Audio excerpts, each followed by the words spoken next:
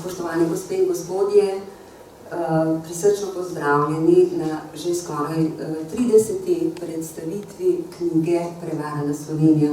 Matej, natančno katera danes je?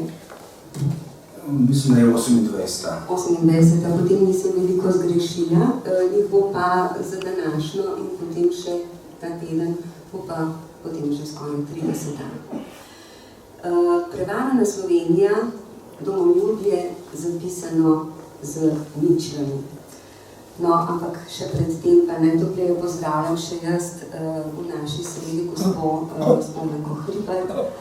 In seveda ne smemo pozabiti, da je gospa Spomenka, ker smo v hramu knjige, tudi avtorica, pisateljica, premišljevalka današnjega časa in avtorica zelo veliko knjig, ki nam ostajajo za premišljevanje in za zgodovino. Spomnimo se samo nekaj, ubiti očeta človeka, Edvard Kozberg in križarsko gibanje, Krivda in greh, Dolomitska izjava, Svitanja, Svet kot zarota, dvakrat, oziroma enkrat tudi v napisu, Razkrižja, Svetotvornost poezije in še marsikaj. Zdi se, da je Matej Šurc v knjigi Prevarana Slovenija, domoljubje zapisano z ničlami, prekosil samega sebe. Gre za vrhunsko delo, ki slovensko preiskovalno novinarstvo postavlja ob bok evropskemu in svetovnemu. Slednje omenja, ker je bil Matej za svoje preiskovalno delo prej 3-krat nagrajen v tujini kot doma. V imenu države, prva knjiga, sta bila s kolegom Zgago, oziroma ta knjiga dobila nagrado Mednarodne organizacije za medije Jugovzhodne Evrope, ki deluje v okviru Mednarodnega inštituta za medije. Ta ista organizacija, ki se je oktobra 2012 pridružila še srednjeevropska pobuda, pa je celotno trilogijo nagradila za posebne dosežke v preiskovalnem novinarstvu. Istega leta je Mednarodni konzorcij preiskovalnih novinarjev, ki je največja tovrstna novinarska organizacija, trilogijo uvrstil med 10 najboljših preiskovalnih projektov na svetu. No, lansko leto pa je končno sledila še Čuvaj, oziroma Watchdog 2016 nagrada za izstopajoče stvaritve v medijih Društva novinarjev Slovenije. Tako je nekdanji vrhunski novinar, poročevalec največjih kriznih bojišč in vojnih žarišč. Ne bom zdaj vsega ponavljala zaradi tvojega dela, ker je dejansko malce premalo časa. Bil deležen tudi nagrade doma. Matej, kaj ti to pomeni in kako se počutiš zdaj v domovini? Lep dober večer vsem skupaj. Zdaj, če me vprašaš, kako se počutim, jaz sem tremo, opustite.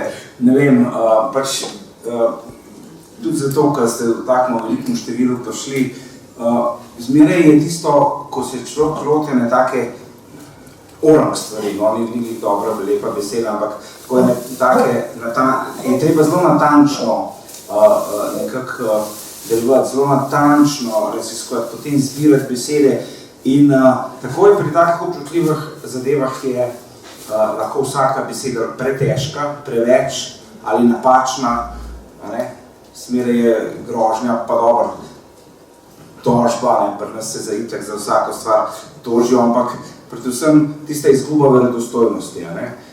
Zato je to delo tako, pa ne, da bi koga podceneval, pa predceneval, mogoče tako precizno kot urar, kirurg ali tisto, tako filigransko delo. Res, potem ko neke stvari eno temo spoznaš, šele vidiš, koliko ne veš od te zgodbe. Zdaj konkretno govorim, pač osnova, rdeča nit teh knjig, ki so bile prej omenjene, pa tudi te je vendarle trgovina z orožjem. Žal moram reči, to je velika zgodba, to je velik madež. Jaz sem se prepričal, ker tudi sem bil neke vrste neveren Tomaž in vendarle je pa prav, da pride na dan. To je pravzaprav pozitivna knjiga, kakorkoli, bi bil mislil, da operjena proti tem, zakaj pa ravno proti tem, a si ti potem, ne vem, lev, ker si proti desničarjem in tako naprej, te delitve sem stalno, se pojavljajo, stalno sem pravzaprav vsi trije, da sem iskren. Ampak vendarle, počas je treba resnico po kapljicah, previdno, včasih se ustaviti, korak nazaj, da potem narediš 2 koraka. Doktor Spomenka, oziroma rekla, ker gospa Spomenka, to je tudi vaša zgodba.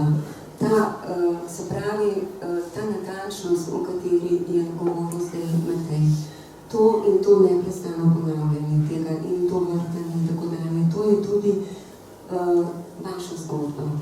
To je zgodba vseh ljudi, ki hočejo ohraniti, zdaj vprašanje to že, je to zgodba vseh ljudi, ki se borijo za resnico in hočejo ohraniti in ustvariti tudi navzven, se pravi, pogoje za to neko moralno držo, za delovanje in tako naprej. Koliko dejansko to stane ta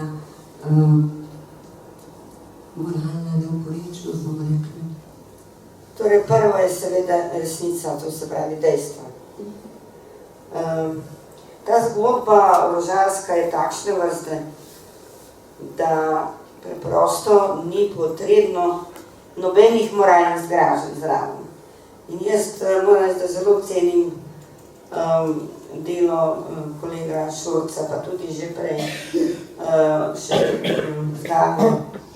da sta nizala dejstva, zelo natančno, zelo precizno, enega za drugim, z veliko najbrž tudi muke in dvomov in iskanj, brez kakšnega poskakovanja moralnega, da bi ne vem kaj se zaklinjala,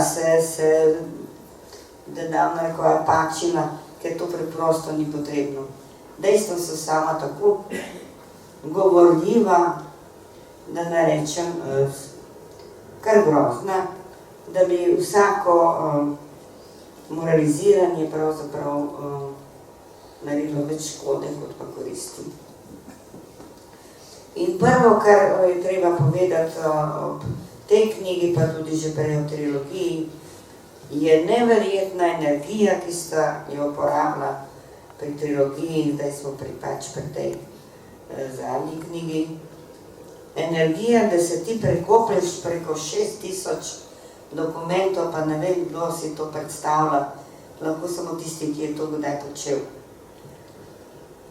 Ne samo, da ga vsak dokument pošlataš, ampak ga moraš prebrati, ga moraš postaviti v kontekst drugih dogodkov, drugih dokumentov, poiskati zveze, ugotavljati verodostojnost.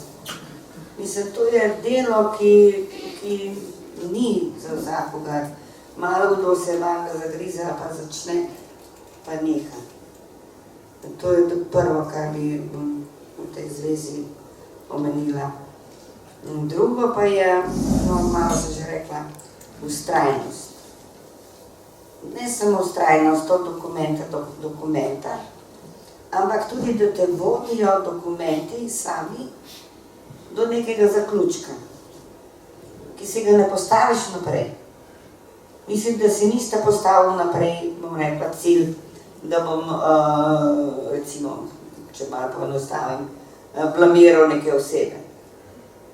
Ampak ste pustil, da dokument za dokumentom lepo gre in taf, na koncu smo pa tam, kjer je pravzaprav zadeva že od začetka bila, ampak je bilo treba najti in dokazati.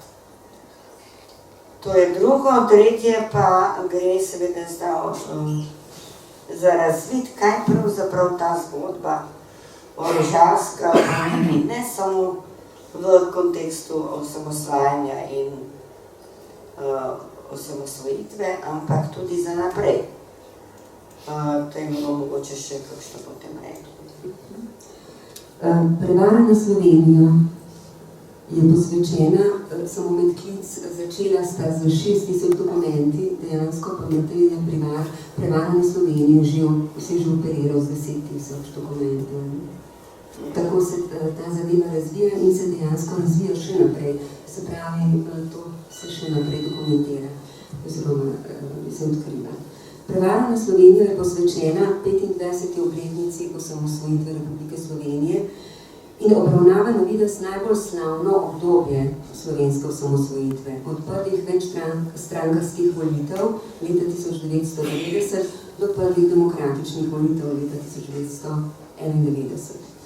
Dejansko pa nam Matej razkriva resnično ozadje slovenske osamosvojitve, se preiskuje in dokumentira, kot smo zdaj že malo menili, najbolj zavržene dejanja nekaterih takrat vplivnih posameznikov. Mnogi med njimi so še danes bolj ali manj uspešni javni delavci in politiki.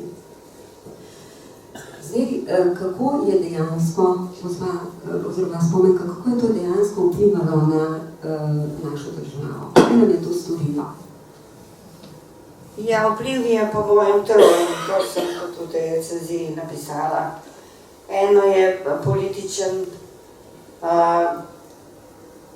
to pač, no, najprej bi morala nekaj drugega povedati.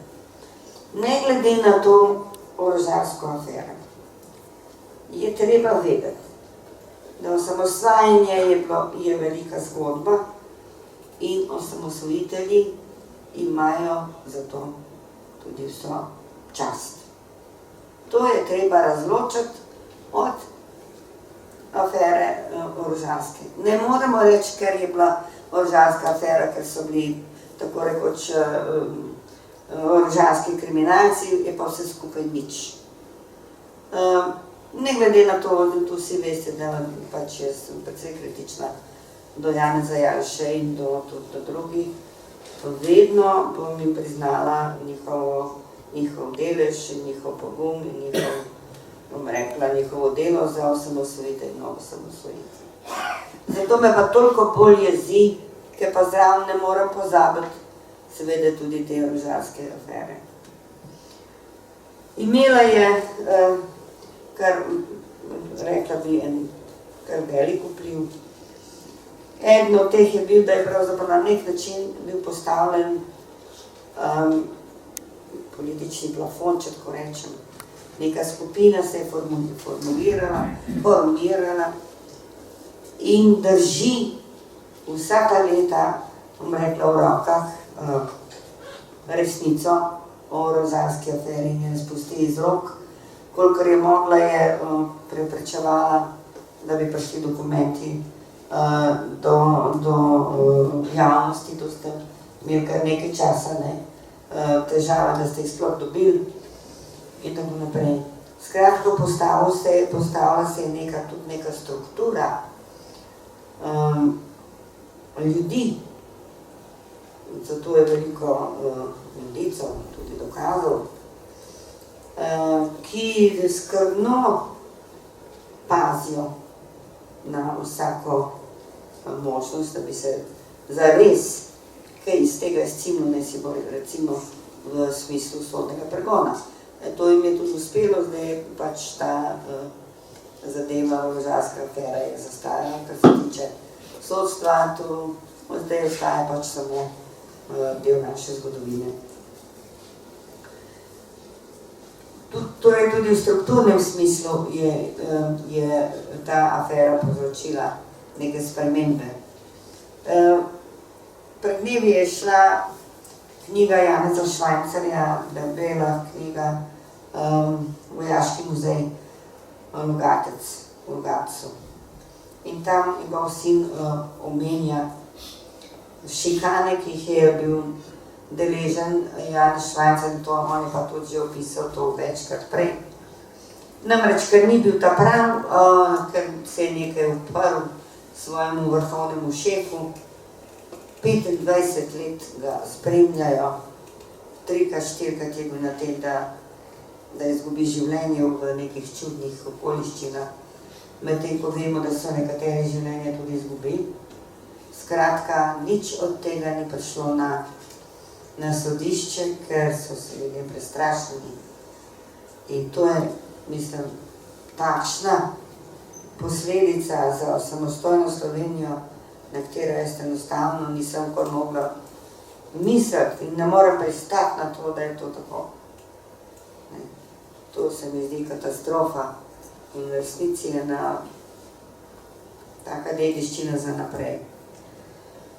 Potem, če vzamemo sodstvo, recimo, ko sem že rekla v strukturnem smislu, podanih je bilo ne vem koliko, je bilo tam okrog 20 ali še več, 24 ovadb v zvezi z orožarsko afero. Niti ena ni prišla do sodišča, na sodišče, niti ena. Zato so poskrbeli posamezniki, posamezne tožilke, tožilci in tako naprej. In vsa zadeva lepo miruje. In prepuščena je zgodovini tako, kot je prepuščeno zgodovini, pa da zdaj kopljamo pa brskamo za tem, kar se je dogajalo med revolucijo in po osvoboditvi s temi poboji. V strukturnem smislu je isto. Nek tabu, neka zalizana rana, ki enostavno se je ne da razčistiti. Prav v strukturnem smislu, seveda ne v velikosti ali pa v značilnosti. No, zaenkrat to, da ne bom povedala. Ja, hvala. Matej, zdi se mi, da se ti je kar mogoče, zdaj ob teh spomenkenih besedah se ti je marsikaj odpiralo, bi mogoče na nek način tudi ti komentiral, ali če te vprašam, zakaj si postavil ta naslov Prevarana Slovenija in kdo je prevaral dejansko? Se pravi, podvprašanje, tretje podvprašanje, misliš mogoče enako, potem, ko si se res dejansko toliko ukvarjal s tem, da so ti tako imenovani osamosvojitelji, ki jih imenuješ tudi gospodarji vojne, še vedno tako zaslužni za to, da se je Slovenija osamosvojila. Zdaj, kar se tiče naslova Prevarana Slovenija, pa sej smo skupaj nekako kovali, tudi spomnim, kaj so spomnila, da smo imeli tudi v mislih zlorabljena Slovenija, pa se je potem nekako reklo, da bi umilili, ker zlorabljen zlo je nekako, ne vem, možče založba reče, da malo iz komercialnih vzgibov, kakorkoli, no. En tak, ko se reče, brainstorming smo imela, ne. Zanimivo je tudi,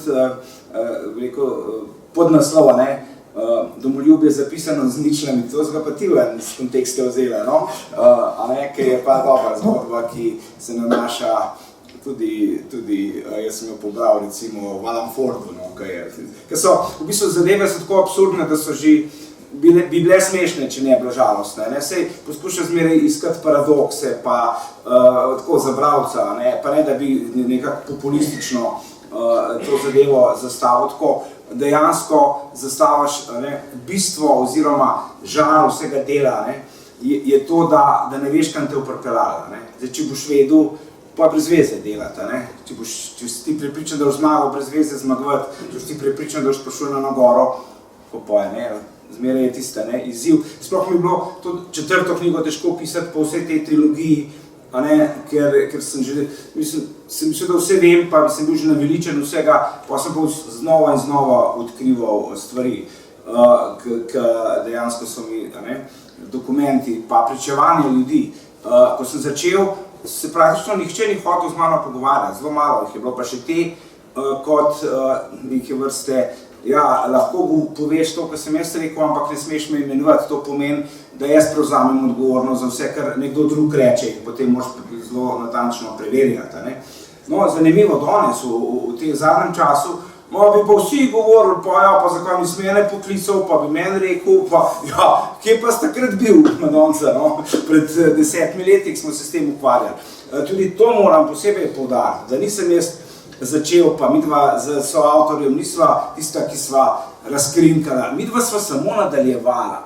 Vendarle je bila že na kontinuiteta, že takoj ob samo dejanju so posamezni žvižgači, kot jim danes pravimo, poskušali, pa so jih zatrli, pa so poskušali novinarji, pa so jih zatrli, službe vrgli in tako naprej. Matjaž Frangež je napisal 2 knjigi in ogromno dokumentov dal ven. On je nekako, bom rekel, dal nama potem pospešek, da sva nadaljevala in to čisto konkretno. Recimo, on je objavil dele dokumenta, ki jih je dobil tako, izpod ruke, no, kako se reče, a ne so mi jih dali ljudje, ki jim ni bilo vseeno za to.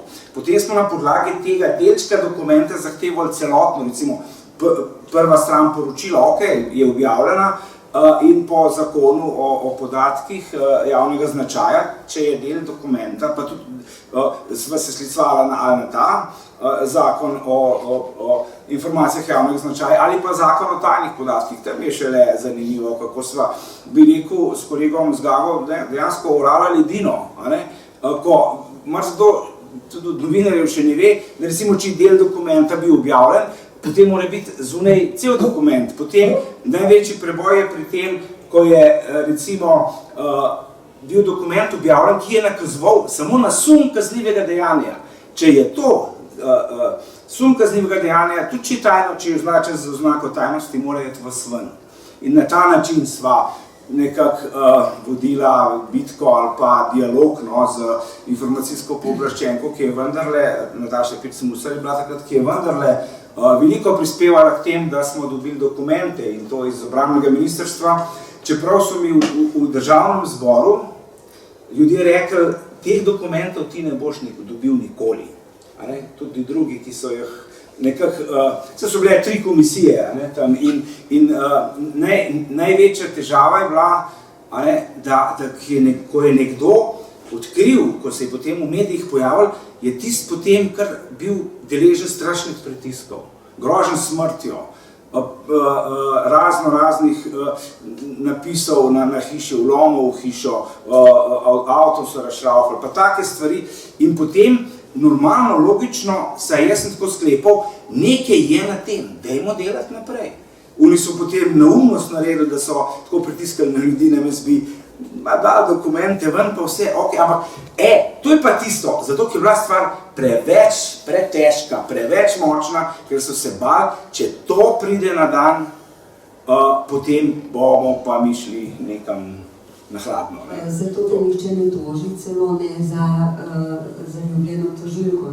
Gospa Brezigarjeva bi te pa res lahko tožila, pa še odvetnika in bi se pa treba plačati, bi se leta samo. Pa še drago tako se zraven. Se pravi, nobenih tožb, kar je... Jaz bi rada povedala glede naslova. Jaz sem se zavzemala za zlorabljeno Slovenijo, ker so bile zlorabljene institucije, od predsedstva do ministrstva in tako naprej. Zlorabljene. Ampak na založbi, jaz jim dam, so priznati, so sploh tiskali, so se vendarle ustrašni in za vsak primer je ostala prevarana Slovenija. Matej, ampak podnaslov Domoljubje je zapisano z ničljami, eno od poglavij, 22 jih je v knjigi in se berejo res kot kriminalke, to je 22 filmov hollywoodskih, mislim sploh, zdaj, če bi Hollywood odkril, kaj mi imamo, bi se vsega tega lotil in je krepko denarja zaslužila tudi Slovenijo, verjamem. Jaz sem jo prebrala knjigo, da naredim reklamo še z tega stališča 4-krat, 2-krat v rokopisu in zdaj, ko se pripravljam, vedno znova nisem zdaj že dolgo vodila noben razgovor, padem spet noter in dejansko me prime tisto, kar rečejo, jesti knjigo, žreti knjigo. In to se bere kot kriminalka, torej to ne moreš brati. Zdaj, ko sem prišla četrtič do konca, bi začela še enkrat in spet znova. No, zdaj sem pa malo pozabila, kaj sem hotela reči. Mislim, da odgovorim na to vprašanje, tretje pod vprašanju o Janezu, ampak pustimo. Nekje omenjaš spisek 130 oseb, ki so sodelovali pri nedovoljeni trgovini z orožjem in bi morali biti ovadeni. Govorim o poročilu, ki ga je jeseni 92 pripravil Rafael Mohorko, vodja oddelka proti terorizmu pri tedanjem Visu. ki je bil kasneje tudi razpuščen, oziroma ta oddelek. Se pravi, zelo natančno je vse znano, zelo natančno se vse ve in vendar se nenehno vrtimo v krogu. Ampak vse vidite, kjer vprašanje nisem odgovoril? Jaz sem govoril na to vprašanje, če imaš še vedno isto mnenje, se pravi, da so ti osamosvojitelji res naredili toliko za Slovenijo, oziroma kakšna je bila njihova intenca, njihov žep ali Slovenija? Zdaj, to bi tako rekel, pa ne da bi reklama delal za knjigo. Ne. Iz knjige se da ven razbrati.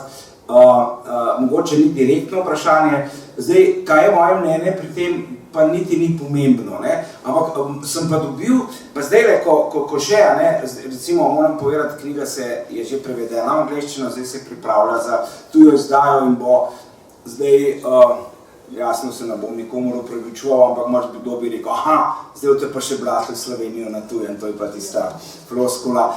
Ne gre mislim, brez veze, da karkoli upravičujem že vnaprej. Pač prav je, da to je pozitivna knjiga, ki bom tako rekel, jaz mislim, da je bila, kot je že Spomenka rekla, vendar je osamosvojitev nič v ničemer ne krni v samega dejanja, celo toliko lahko rečem, da je bila to tako dobro dejanje osamosvojitev in ta proces relativno miren, imeli smo 10-dnevne spopade, da si, bom tako rekel, lahko privoščimo tudi to, da 25 let pozneje odkrito govorimo o vseh stranpoteh, o vseh napakah, o tem in onem. Hvala Bogu, da lahko. In mogoče sem jaz samo en delček tega. Moram pa posebej poudariti, da in Spomenka in Draga sta mi ogromno pomagala pri tej knjigi. Jaz sem bil včasih že čisto na tem, da pa brez veze, da kdo pa to bral, nima smisla še enkrat, ponavljati ali pa neke podrobnosti. Mogoče sem bil pod vtisom tudi pritiskov, vse smo bili vsi deležen zelo hudih pritiskov, ali pa še zmeraj smo ker pač se ne strinjajo, sej Drago Demšar rekel, vse smo ljudje zato, da se ne strinjamo, v tem smislu pokojni pravnik. Sej zato je pa fajn, da včasih tako skupaj potegnemo, pa koliko sta mi oba dajala volje, pa Spomenka je bila v hudih takrat, čisto življenjskih preizkušnjah in je zmogla napisati recenzijo in sem tako hvaležen, Draga, ti pa veš, koliko sva imela seans, pa tisto. Te mene lahko spustiš, ker imamo zelo. Ampak ne, to vendar ne moram povedati. Zdaj tisto, kar se tiče tega, recimo, poročila Rafaela Mohorka, to je eno od poročil, da Rafael... A ključno, takrat je... Ne, ni ključno. Je pa eno, ki je dejansko, jaz mislim, da sem ga dobil zelo ukleščenega, da so ga že kar precej prerešetali pa ven glavne stvari vzeli, pa vendarle ne toliko, da se ne bi dal razbrati določenih, sploh tiste poti povezave preko Slovenije na Hrvaško, v Bosno, kdo je tudi tukaj sodeloval. Recimo, to poročilo mi dalo potrdilo, da so tudi Slovenci samo pri tranzitu določeni, bom rekel, predstavniki državnih ustanov za tranzit orožja pobira kar zelo visoke oderuške provizije, da ne rečem podkupnine, do 30%, tudi Hrvatije, tam so omenjene Čermak in Zagorec so pobira, potem je pa predstavnik armije Bosne in Hercegovine Nikola Madonca, pa sej ne moramo, 30% vzamejo Slovenci, 30% vzamejo Hrvatije, pa pride pa orožje ali pa ne pride v Bosno, mi pa obkoljeni tam, Tako da tudi tukaj je naš delež, če se navežem tudi na tako imenovano odkritje orožja v Mariboru, je pač pove nekaj, pa tudi imena, tam so imena, priimki, zelo jasno napisano v tem poročilu Rafaela Mohorka, ki je vodil, on je bil v tem protiterorističnem oddelku varnostne informativne službe notranjega ministrstva, ampak potem je bil malo odstranjen, ker malo ironično se sliši, ker se je vtikal v svoj posel. To je pa to. Vtikal se v svoj posel, zato bomo šli tega. Ja, samo nekaj bi rekla, glede na prevajanje te knjige in te knjig in očitke o izdajstvu koristi Slovenije. Jaz bom tako rekla, tako trilogija, kakor ta knjiga vračajo Sloveniji čast. Ker eno je, ko se naredijo grehi in kriminal, drugo je skrivanje in tretje je priznanje. In priznanje, ki ga prinašajo te knjige, se pravi trilogija in zdaj prevarna Slovenija, vračajo slovenski državi in nam čast. Priznamo, to je bilo. Zdaj, če priznajo Janša, pa tile krivci, oni seveda ne priznajo, oziroma so tiho, ampak Slovenija kot država je s temi knjigami opravila posel očiščenja, če tako rečem. Zato se mi zdi tako zelo pomembno, da so te knjige nastale in toliko večje priznanje avtorjem obema. Ja, Enik Valenčič, to vedno rada povem, je, ker je predstavnik naše generacije, je rekel, da je ta knjiga temeljna knjiga za novejšo slovensko zgodovino. Kakšna pa bi morala biti ta novejša slovenska zgodovina, če bi jo poučevali v šolah? Spomenka. Da bi o tem poučevali šolah? Ne, pravim, kako bi jo morali poučevati novejšo slovensko zgodovino? Kaj to sploh je novejša slovenska zgodovina? Ja, vsekakor ne z molkom, ne, to jaz kolikor poznam v osnovnih šolah, nekako premalo, oziroma malo zvejo faktičnih podatkov o osamosvajanju. Tako da recimo za praznik 26. juni, 25. juni je novinarka spraševala dijake tam na Prešernovem trgu, kaj pravzaprav praznujemo, in marsikdo ni vedel. Pač prazdavni, to je vse, ne. Ja, mislim, da imamo Slovenci en bolan odnos do zgodovine. Diferenciran, vsakdo išče svoje. Zgodovina Slovencev je pa ena. Ne glede na to, kako je sovražno razdeljena, je samo ena. In kot eno jo bo moralo sprejeti. Ne pa, da vsak svoje ven vleče, pa meče polena pod noge drugim. Ko se bojo zares učili, ali se že mogoče, no ne vem, o osamosvajanju, vsekako bo moralo biti tudi eno poglavje, ali vsaj kratko poglavje o tej sramoti, ker to je sramota.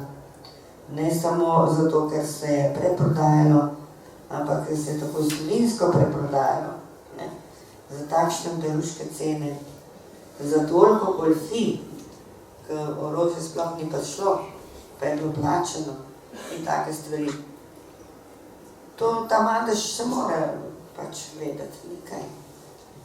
Ampak mislite, da je mogoče to brez tega, da se to na sodišču razčisti? In zakaj pravzaprav ne pride to vprašanje tudi zate Matej, ker si nekako šel skozi tudi te obtožne predloge, mnoge in tako dalje. Zakaj dejansko Slovenci tega ne, Slovenija tega ne naredi, da sprejme ta zakon? Ali pa spomnil tudi vprašanje za obanje. Se pravi, o nezastaranju vojnih zločinov? Ne vem, to je spet vprašanje za državni zbor. Zdaj, ko je prej rečeno spomnikov, posledice tega, pravosodje, tožilstvo, sploh tožilstvo je tukaj res najšibkejši člen vsega tega. Potem je, jaz bi rekel, ima posledice, čeprav se še zmeraj ni čist jasno, ker druga stran molči in to molk, ki je glasen, pomiljiv. Govorimo o odnosih s Hrvaško. Tukaj še nekaj tli v ozadju, se bojo tudi Hrvatje prišli do tega, ali pa so že, pa še nočejo povedati. Tam so imeli dosti vojnih, tam so imeli hujšo vojno, kot pri nas. Tam je bilo veliko tudi na podoben način, mogoče drugače, ker so tisti, ki so kupovali orožje, so vendarle rabili za obrambo. Pri nas pa se ni bilo, lahko recimo grožnja, zmeraj rečeš, grožnja obstaja, govorimo zdaj, Američani govorijo, evo, terorizem je na pohodu, branimo vse. Neka preventivna vojna, to je zmeraj tisto, ki ne veš, in lahko s tem manipulirati. Ne rečem, da ni prav, da so Slovenci tudi takrat orožje kupovali, ampak so ga očitno preveč s očitnim namenom, da ga prodajo naprej. In kako so ga prodajali po oderuških cenah, takrat so ga Hrvati najbolj rabili, to je zelo boleče, in to določene strukture, posameznike na Hrvaškem, tega nam ne bojo nikoli oprostili. Tudi sam sem bil deležen pogovorov, kako so mi povedali posamezne primere, dokumenti to dokazujejo, pa je pa tudi to, da tudi z Bosno je še zmeraj so neraščiščeni odnosi, pa da ne govorimo samo z orožjem potem. To je bilo kot neko začetek, tisto korenine zla in tukaj je treba iskati. V redu potem tudi tisto dolgovi, pa z Ljubljanske banke, pa kako je Hrvaška našem podjetjem dolžna. Nič ni potem se razčistilo, veste, to je potem kar nekako se kot neka snežena krogla vali naprej in kot neka rdeča nit, ki se ne pretrga, ki nas stalno obremenjuje, stalno pa mejo, stalno imamo te težave. In jaz ne da sem prepričan, oziroma da jaz vem, da ima Hrvaška dokumente, ki govorijo o tem, koliko orožja smo jim prodali, pa za kakšno ceno. Oni te dokumente imajo. To so ti povedali tvoji viri? Ja, tako, ja. In to zelo, in ne samo eden, več virov. In jaz sem potem, spomnite se tistih, bom rekel, kako je bilo, dogovorjenih provokacij v Piranskem zalivu. To je bilo to. Da pa odgovorim, da se povrnem na vprašanje. Hrvaška je vendar sprejela zakon o nezastarevanju vojnega dobičkarstva. Ga je sprejela. So bili toliko, bom rekel, so šli korak pred nami in na podlagi tega zakona je bil tudi premier Sanader obsojen. Zdaj seveda spet v tisto vrhovno sodišče je stvar zavrnila, dalo ponovno sojenje, zdaj se spet stvar naprej, ne vem kaj bo, kako bo šlo, ampak vendarle, pri nas pa tega ni bilo. Enostavno se bo ta vesta, o čem govorim, v parlamentu ni bilo oziroma je ni politične volje. Zdaj, kaj to pomeni? To je vroč kostanj, ki ga nihče ne upa prijeti, še vedno ne. Ali pa, mislim, da se je zastarelo, se je puste to prvi. Potem pa še nekaj, tudi tisti, ki bi bili sposobni to narediti, pravijo, veste, tle se to vse politizira, da je brez veze sploh začeti, ker je, vedno, kakšna knjiga je išla, so rekli, veste, to se za noveč naredili pred volitvam. Ja, se zmeraj pred volitvam, zmeraj je čas, evo, zdaj smo pred volitvam. Zakaj smo tle? Ja, volitve so seveda, se ve, tako se stvar politizira, to je samo eno od primerov, da ne govorim naprej. To je pa najslabše, pri nas se vsaka stvar, ki je za kriminaliste, za preiskovalce oziroma tožilstvo, sodišče, se politizira. Ja, zato, ki ste vi te stranke, ste zato pred nam smo ta stranka. In dobro, tudi, bom samo kritičen, tudi mediji, pa damo, še prilijemo olje na ogenj te politizacije. To pa moram priznati, delam v medijih in brez upa zmage, pač tako je. Ja, vprašanje je, kdo politizira, to je tisto. In to, da je ljudi strah, to sem prej omenila in tudi ne brez razloga. To se pozna tako v parlamentu. Za vsak primer bom jaz tole pustil na mir. To se pozna tako v medijih, na televiziji, na radiju. Če se ne da, se te stvari pustijo na miru in tako naprej. In se popušča. In stvari se ne razrešijo in se ne bojo razrešile. Zakaj? Zato, ker tisti, ki je glavni nosilec tega bil, pač Najbolj, da preberem njegovega izjavo, njegovega prijatelja, ki je tudi v knjigi, v pismu, ki ga je pisal Kacinu. Ne bom se prebrala, ampak tole je samo ta odstavek. Janez Janša si je, kot pravilno ugotavljaš, pripravljen z vsemi sredstvi, z lažmi, podtikanji in insinuacijami najnižje vrste, utirati politično pot preko glav svojih nekdanjih prijateljev. To očitno potrebuje, če hoče iz sebe narediti edinega žreca slovenske osamosvojitve. Ostali, ki smo to počeli, ga pri tem motimo tako zelo, da je pripravljen žrtvovati ne le nekdanje sodelavce, pač pa tudi prijatelje, ki so zanj v določenem času tvegali dobesedno vse. Če imaš ti, recimo... To je Bavčar pisal Kocinu o Janši. Ja. No, nisem povedala, ja. Je tako v glavi, tako da smisla tudi veste. Namreč, če je kdo tako zelo, bom rekla, fundamentalističen, do konca hoče biti subjekt in pri tem ne izbira sredstev, se normalni ljudje, bom rekla, maknejo. Vse to je razumljivo. Ampak taki stvari je težko parirati in jaz nimam, kako bi rekla, pravega nekega upanja, da se bo to malo nekako razrešilo. Se ne bo. Se ne bo že zlepa ne in bo treba še, bom rekla, veliko potrpljenja pri ljudeh, ki bi radi iz te Slovenije naredili resno prijazno deželo, da bomo zdržali te pritiske, pa še napisali kakšno knjigo, ne, Matej. Sem tudi jaz kar v letih, tako da poskušamo vplivati na mlajše rodove, vendar se je tako, zdaj smo mladi po duhu tudi, ampak vendar vidim, da je preiskovalno novinarstvo, pa vendar v zadnjih letih nekaj napredovalo.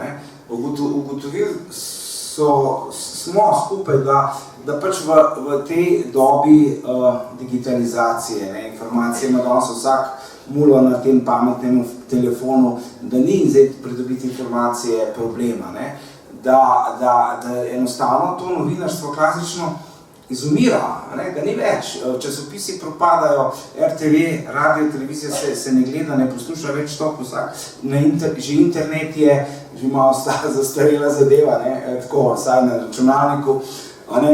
Tako da vidimo pa, da dobro, knjiga je, tako se vračamo nekako nazaj k klasiki, knjiga je res dokument, ker je trajen, ker so zbrane zadeve najbolj, vse so v bistvu ta trgovina z orožjem bila razparcelirana od leta 1991 v mladini in posameznih časopisov do današnjih dni na sodiščih in tako naprej.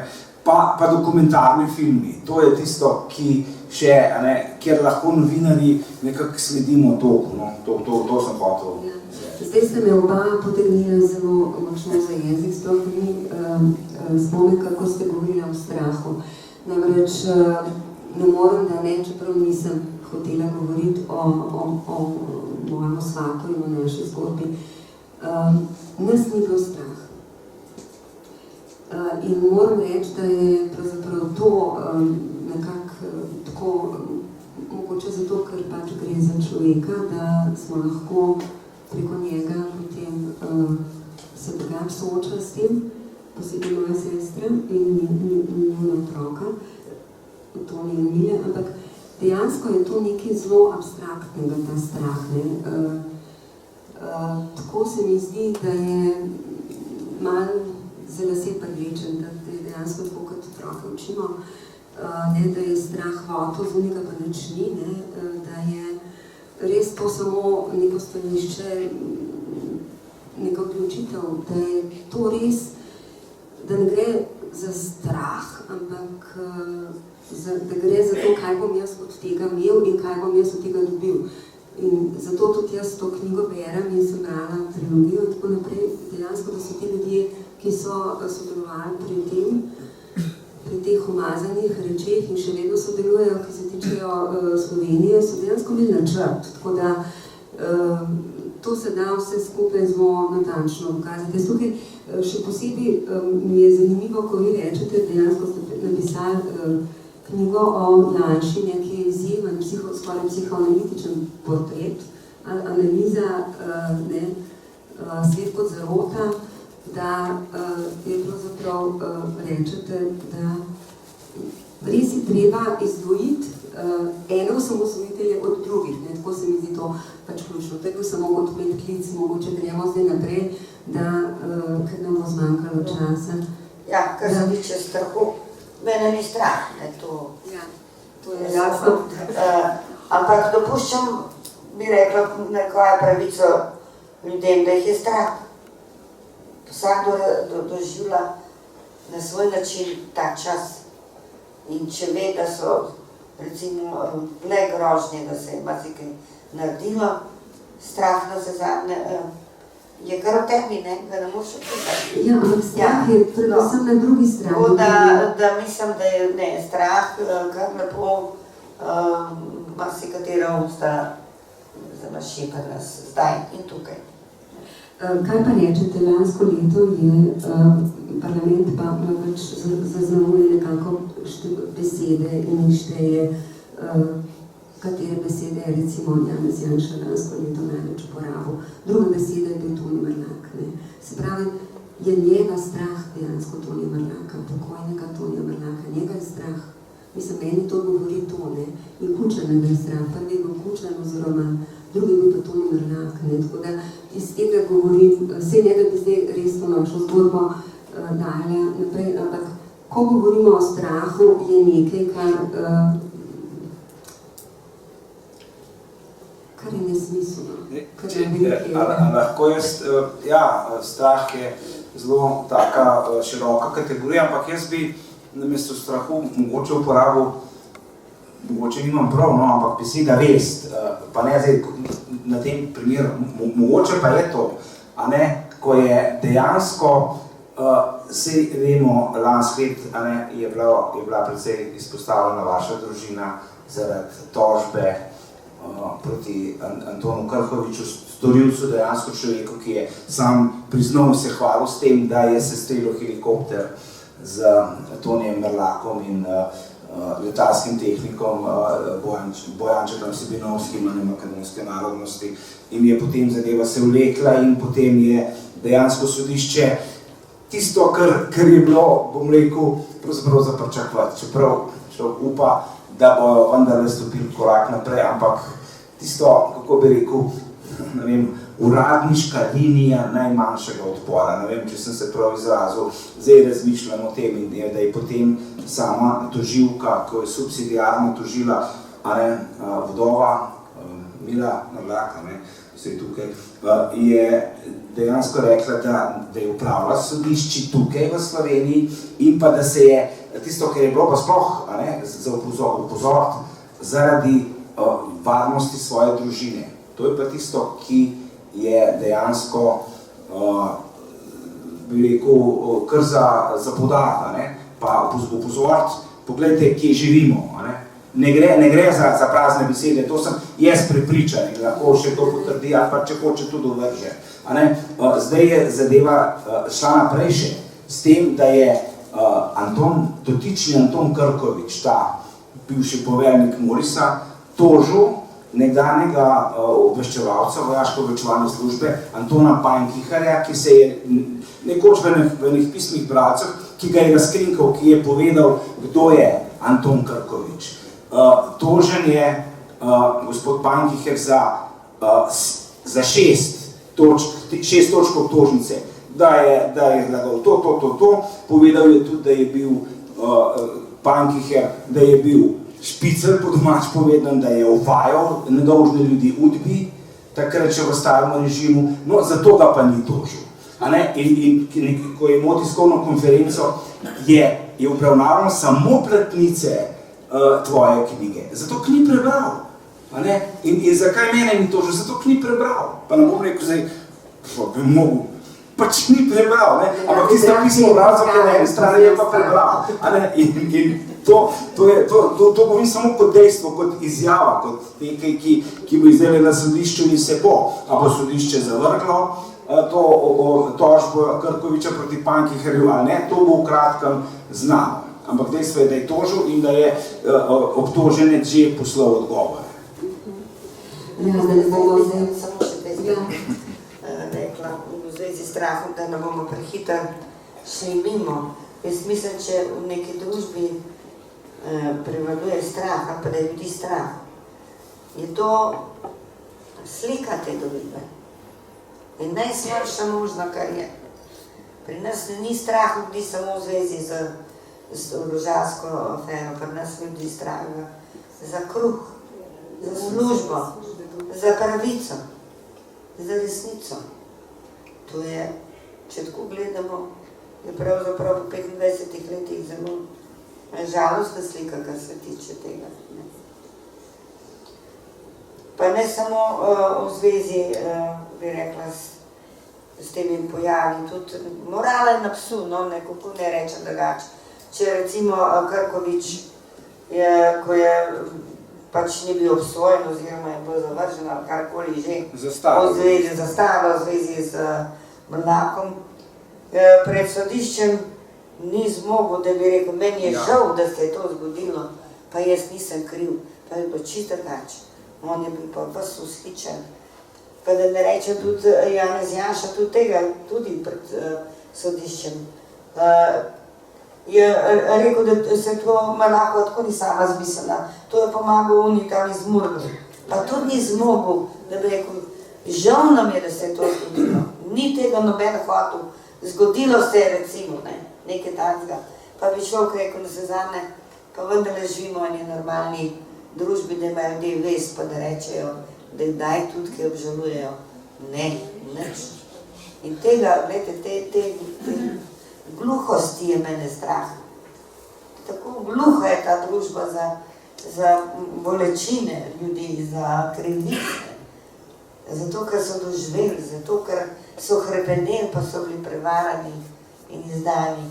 Tako malo je tega sočutenja, tega je mene najbolj strah, ker ne vidim, bi rekla, fundamenta, kjer ne bi se naredil preboj, kjer ne bi se začel nov začetek, nov čas, novi odnosi med nami. Dokler bo tako gluha situacija v tem moralnem smislu, jaz ne vidim možnosti. Hvala vam. Ja, Matej,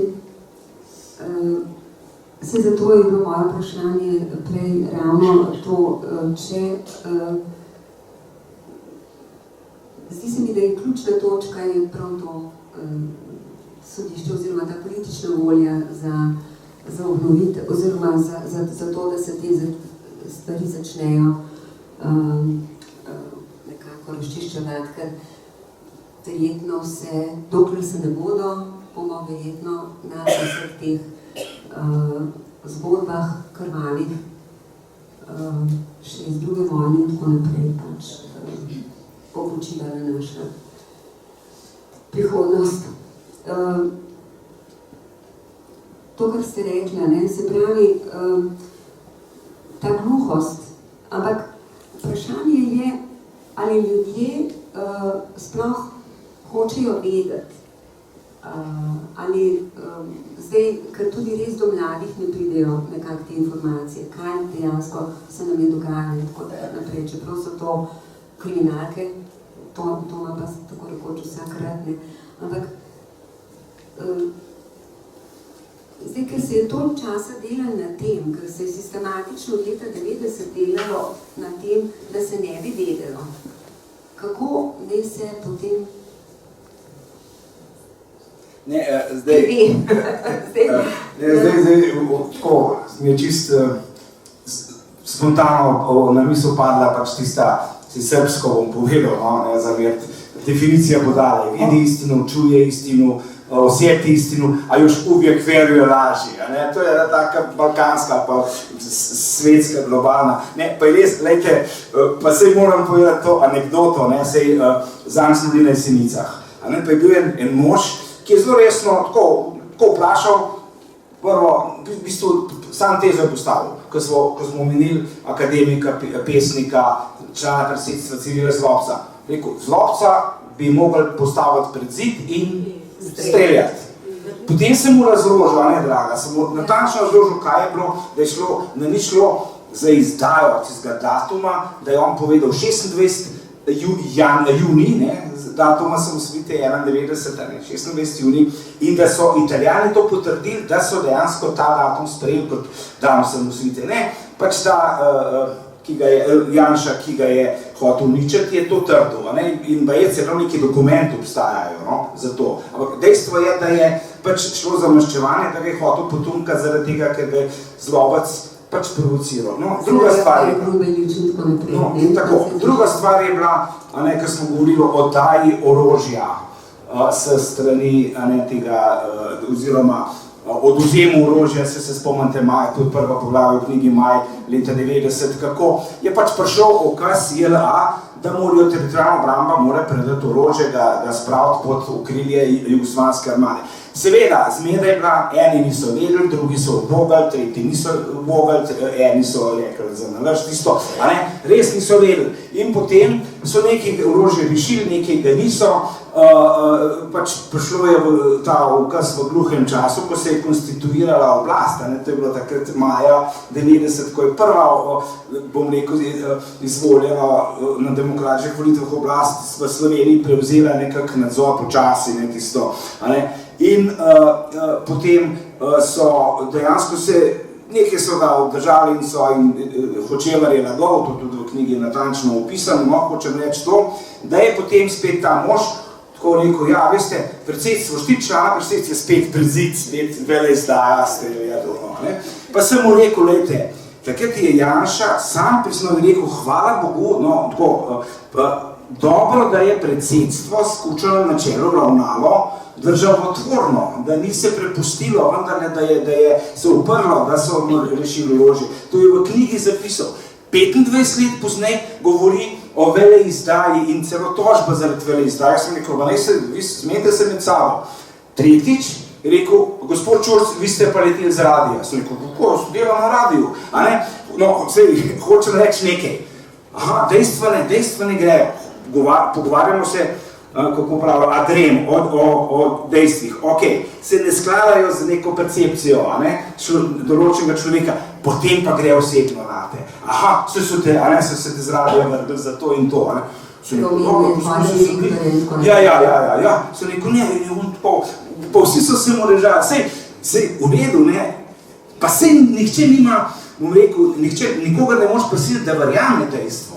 Ne moreš, in potem je še prišel k meni, pa še nekaj poskušal kašem, da sem pa to, da že ve on, se nic doma. V redu, prav, pa se pejmo, če te odelaš, pač mora biti človek tako nekoč brezmadežen, ampak žal nihče ni brezmadežen.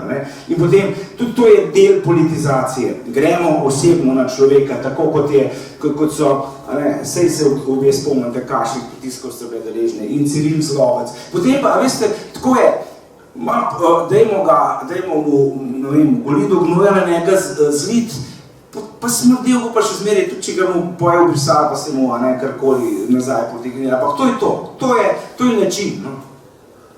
Tako, točno to, Spomenka tudi je verjetno bila zelo veliko deležna te stvari, kot mati ideje sprave, in to se verjetno tudi še dogaja. Matej, da ne bi čisto zanemarali knjigo, ker bi morda se posvetili od teh 22 poglavij, kakšnemu poglavju. Prej sva govorila morda, da bi omenila ustaše, da bi začela morda tukaj. In s tem v zvezi tudi vprašanje, se ti zdi, da je Slovenija dejansko vplivala, že s to trgovino z orožjem in z vsem, kar se je dogajalo, je vplivala na vojno na Hrvaškem in v Bosni? In na kakšen način, če je? Hrvaška se je, kakorkoli bi zdaj kdo rekel, se tudi Hrvate niso pomagali. Mislim, da je enkrat član predsedstva Dušan Plut lepo rekel, ko so se pogovarjali, kaj narediti s tem orožjem, ki je šel, potem so se zmenili zelo, da ga umaknejo iz Slovenije. Kam bo šel? Potem so rekli, Madonca, sej to orožje dejansko, ki ga vozimo, ne vem, v Srbijo, del pa v Bosno. In to potem z Bosne pa z Srbije prihaja na Hrvaško in tam s tem orožjem, ki je bilo v Sloveniji, to učejo po Hrvatih. Pa je tako, saj mislim, da je del magnetograma tukaj v knjigi, Bavčar je tako rekel, pa dobro, tisto, ne, kao, ne imajo, ne. Drnovšek je tudi tako rekel, ja, lejte, zdaj to ne moramo pomagati, ne tisto, kao. Plut je pa rekel, vendarle moramo biti toliko pošteni, ne smemo zdaj za to primerjati, da nekaj Bavčar je rekel, lejte, se Hrvate tudi niso pomagali. No, potem je pa Plut rekel, vendar ne gre za drugačne razmere. Vendar je Hrvaška napadena, obkoljena, hrvaška pristanišča so bila blokirana, in dejansko so bili v stiski. Bi pa še nekaj upozoril, ker je to, ok, z Ustaši je tudi natančno opisano, to je pa mene res šokiralo. Da so se dejansko, tako če za časa Pučnika se spomnim, kaj vi boste mogoče se spomnili, ali pa je bilo tako naskrivaj nekako to, bom rekel, to paktiranje z opozicijo na Hrvaškem, tudi z Dobroslavom Parago, predsednikom stranke HSP, to je bila čista ustaška stranka. V njihovih simboli so bili ustaški, Ante Pavelić, heroj, od Soče do Foče so imeli neke gesla in take stvari, Bosna, v bistvu oživljene NDH. In tako da je več to pošlo, da so celo Hrvati oziroma določene strukture na Hrvaškem in zunaj Hrvaške so Tudžmana opozorile, z Ustaši se pa prosim nehajte, to pa ni šala. In vendarle smo pa mi naredili en presedan, ko smo Julija oziroma mi v bistvu, v redu, moram biti natančen, pač vojska, obrambno ministrstvo s pomočjo posebne brigade Moris in z vojaško obveščevalno službo so organizirali urjenje ustašov tako. Lovšin je bil v vojaško obveščevalni službi, Krkovič pa tiste specialne brigade, kogarkoli se bi, ne vem, 30. razvojna skupina. In oni so organizirali in vodili urjenje in oboroževanje ustašov, prav tistih ortodoksov, ki so imeli pa hude probleme z njimi na Hrvaškem. In to je dejansko, če ti uriš neke paravojaške skupine v drugi državi, spada po ženevskih konvencijah neke vrste zločin, ki ne zastara. Jaz sem dobil dokumente, potrjeno tudi celo v tistem poročilu Komisije za nadzor obveščevalnih in varnostnih služb, ki ga je parlament potrdil, je bilo to napisano, ampak to je šlo vse tako, so zatušali, sem mogel to zelo prikrivati, ker to je bila huda stvar. Sem pa videl uradni zaznamek nekoga, ki je povedal, da je dobil denar za urjenje, da so jih pač toliko in toliko urili, da so jih oborožili. Meni je Paraga sam razložil, je rekel, žal mi ne mora dati dokumentov, ko so jih vse uničili, da so jih vojaška obveščevalna služba ne sami izurili, da so jim uniforme, da tiste črne uniforme za 300 mark, to so bile sešite v Kočevski reki, ki so pa to pa na hrvaških bojiščih, pa ti veterani, ti točno povedali, to so bili glavci ta pravi. In to so bili pogumni, to treba priznati, hkrati pa to krvoločni, da so tudi civiliste tam po zahodni Slavoniji, pa tam okrog Vukovara, to so bili pa res najhujši. In celo so primeri znani, to bo Hrvaška razčisti, da so jih sami Hrvati pobili. In tudi Vukovar je bil za to žrtvovan, ki so ga Ustaši branili. Ampak to je hrvaška stvar. Mi imamo pa tudi svoj delež. Ko nismo gledali, to je, hočem povedati, to je pomembno. Gledali ta strukture vojaške, obveščevalne, pa ministrstvo za obrambo na dobiček. Ker imeli so pa denar, ki so ga dobili iz diaspore. Ful velik denarja so imeli, na kupe, gotovine in so potem tudi fajn plačali to orožje. Da, ne smrdi. Ja, denarna smrt ni tako. Je pa sledljiv, ne, tako kot orožje je sledljivo in zdaj, glede na to, da je šlo ogromno ladij, da je šlo veliko 100.000 ton orožja in tako naprej, da je imela Jugoslavija res tudi zelo veliko orožja in da je bilo tega denarja po oceni Kresta, da je bilo. Ja, to je bila francoska ta inštitut, ki je dejansko pravzaprav edini, ki je naredil eno študijo, ki jo ovrednotil cenovno in količinsko. V Jugoslaviji pa je te študije ni. So pa Francozi naredili za potrebe tiste konference o Jugoslaviji. Ampak glede na to, da se ve približno, koliko je bilo tudi tega orožja v Sloveniji in tako naprej, so te stvari, kar se bi dale zračunati. Meni se zdi, da bi zelo na javno mnenje ljudi vplivalo to, ko bi se zavedali, da je dejansko to bil tudi naš denar, ne? In da bi to poudarjali in da koliko je tega denarja, da bi, ker ljudje se ne zavedajo, ta orožarska, ta trgovina nedovoljena trgovina z orožjem je tako nekaj, razen za tiste, ki so sodelovali ali pa ki so res, rasli, tako, je nekaj to imaginarnega, ne? V bistvu gre pa za tako, res, jaz sem poskušal sistematično, pa kolegi že prej, tisto pojavne oblike, gre za odprodajo orožja iz skladišč. To je tisto, kar nas dejansko najbolj boli, to orožje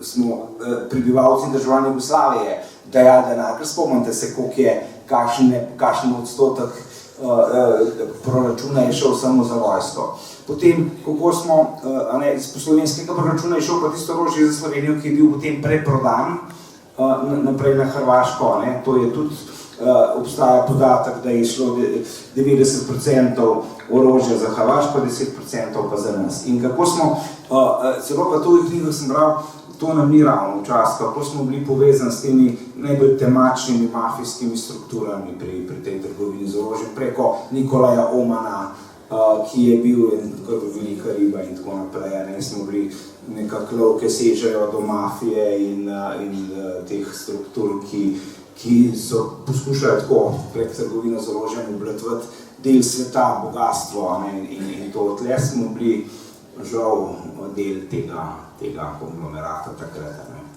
Ja, to je zelo zanimiva zgodba, človek težko verjame. Ta zgodba, ki se prav nanaša na Nikolasa Omana, ker je bil kot zaslužni državljan, skoraj tukaj pri nas dobil je priznanje za osamosvojitev in tako naprej. Tako da Slovenija je imela med še med vojno svet za obrambo, ki je bil nek civilni nadzor pravzaprav nad vojsko. Potem pa je Ustavno sodišče leta 1992 ali konec leta 1991 ta svet oziroma razformiralo. Kako vi danes gledate na to varnostno situacijo in vsa ta, zdaj sem nekaj preskočila od knjige, pa vendarle je v povezavi tudi s tem, ker to se mi zdi ena ključna stvar, se pravi, tega civilnega nadzora nad vojaškimi strukturami ni bilo več in neprestano se tudi vrtimo okrog tega, kaj je civilno, zdaj vojaško in vizavi teh varnostnih vprašanj sedaj. Jaz sem že prej rekla, da je ta orožarska afera spremenila pravzaprav politično strukturo Slovenije in njene lovke so segle do vrha sodne veje oblasti, se pravi do Ustavnega sodišča, naprej pa ne bom govorila o tem. Kar zadeva varnostno situacijo v Sloveniji danes, moram povedati, da vsaka varnostna situacija, vsaka država izhaja iznotraj. In mi, ki smo tako sovražno razdeljeni, ki vsako leče samo na svojo stran, se mi zdi, da smo skrajno izpostavljeni vsem mahinacijam in vsem interesom, ki se zbirajo okrog nas in znotraj nas. To jaz vidim pač čisto laično, sodim potem, kako se naprodajajo naše podjetja, blagovne znamke, ki smo jih tukaj sami ustvarili, da pa gre za bagatelo. Če samo to vzamemo, samo ta dejstva, smo pa vse nezaščiteni. In to ne zaradi zunanjih, toliko zaradi zunanjih, bom rekla, vplivov in interesov, zato, ker se sami ne znamo braniti. Ker imamo državo, ki se bolj vleče po kolenih, ker pa da pokal stopila pa nekaj zahtevala od te Evropa Madonca. Kaj se pa grejo tamle? Vključno z begunci. Ko se to pravi, da Merklova, ko je slišala, da bomo postavili ograje, pa je rekla, ja, jih razumem. Namesto, da bi preden se je sploh lotila tega dejstva, se sestala z predstavniki držav Evropske unije, naredili skupni program in te zadeve uredili. Ne pa da zdaj takole vse na teh državah, ki so mejne Evropske unije. Dobro, to je tak ekskurs, ker nima veze z nocojšnjo temo. Ampak hočem pa reči, da smo nezaščiteni zato, ker ta država ne deluje kot država in ker smo med sabo sprti in bi vsakdo za svoj interes prodal tudi svojo domovino. No, tukaj bi pa jaz... Mogoče malo pretiravam, ampak bolj pretiravam, kot pa da se delamo medlo, kako se imamo lepo. Sam podkrepil bi ta vaša razmišljanja, dejansko je res, s tem, da bi upozoril, pa se mogoče kdo drug več pozna, jaz kakor sem na podlagi teh preiskav prišel do zaključka, da ta varnostna obveščevalna dejavnost pri nas je slaba. Prav zaradi tega, ker se imamo vojaško pa civilno obveščevalno službo, ker se je vedno politizirali in jaz mislim, da je del te slabosti tudi izhaja iz te zgodbe o trgovini z orožjem, ker so dejansko bile tudi uporabljene, celo zlorabljene, namesto bi vojaško obveščevalna služba, ko je obrambno ministrstvo dobilo, bom rekel, nek nalog od predsedstva, da vendarle pomaga Hrvaški z orožjem, in potem so te vojaške strukture, obrambno ministrstvo, konkretno Janša Bavčar, tudi Brejc, Miha Brejc, predsednik varnostne informativne službe, ima svojo vlogo, kako so se je tudi v knjigi zapisano, tista koordinacijska skupina, ki so se zmenili, kako poenostaviti postopke za odvoz orožja. Enostavno, mimo parlamenta, mimo vseh zakonov, so rekli, lejte, zunanje ministrstvo tle ni pomembno, obrambno ministrstvo bo to vse rihtalo, obveščevalna služba vojaška bo to operativno sprovedla, notranje ministrstvo bo podpiralo meje, konkretno varnostna informativna služba bo spremljala oziroma te konvoje ven čez mejo in to je to. Tako poenostavno je, tako bom rekel, enostavno negiranje države. To se je dogajalo novembra, konec novembra, decembra, dva sestanka te koordinacijske skupine obrambnega in notranjega ministrstva so se tako dogovorile in nikome ništa. In tako je bilo in tukaj so te vojaško obveščevalna pa civilna sta bile zlorabljene za te namene in potem se je stalno politizirali. Se vidite, takrat 2007 udor v Sovo, zakaj? Zato, ker so hoteli uničiti dokumente, tudi med drugim tudi o trgovini z orožjem. Tudi te prisluhe, ki so jih takrat delali, jaz sem dobil približno 100 strani teh prisluhov, je jih pa več 60 000. Se pravi, varnostno, da najprej bomo, vse te službe so del te zgodbe pri nas in je to vplivalo tudi na potek. Pravzaprav je Slovenija res majhna, to je 2 milijona ljudi, in zdaj je pa neverjetno pravzaprav, kako so 3, 4, 5 ljudi vse posod, pa vseh nečednostih, že 26-27 let. Zdaj, veliko stvari mi je šlo skozi glavo, ko sem govoril, zelo rada tudi rečem vedno, da smo imeli včasih 70 000 ljudi, je imela Slovenija pod orožjem. zdaj je vojakov 7000 in nekaj 100. Uniforme, za katere si rekel, da so se šivali v Kočevski reki ali v Kočevju, se verjetno še šivajo tam za neko drugo armado.